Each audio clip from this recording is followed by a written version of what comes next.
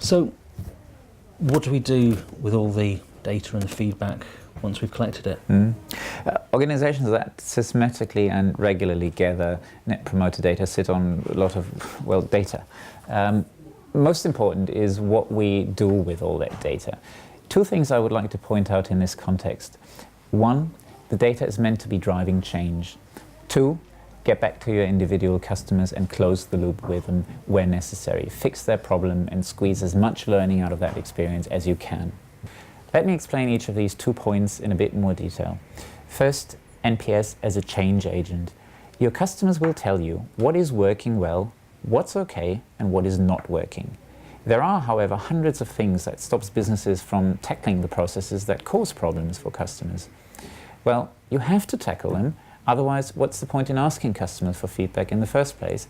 And secondly, what is your management getting paid for if this isn't worth their time? Now, the second of the 2 key activities, closing the loop with customers. Touchpoint surveys tend to generate higher volumes of data and tend to surface much more recent and specific issues compared to a relationship NPS interview. Fundamental to NPS is categorization of customers as promoters, passives, and detractors.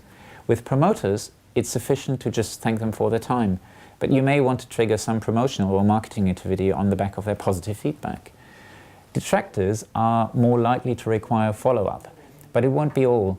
Potentially prioritize follow-ups with those who give particularly low scores, say 0 to 3.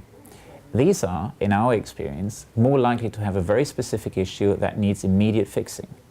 Or simply ask them if they want to be recontacted by someone from the organization about a specific issue. Where you focus your activities also depends on the life stage of your Net Promoter program and the proportion of promoters, passives, and detractors you have. But it all comes back to driving improvement, the whole point of running an NPS program. You need to implement change as a result of what your customers tell you. Measuring alone will not improve a thing.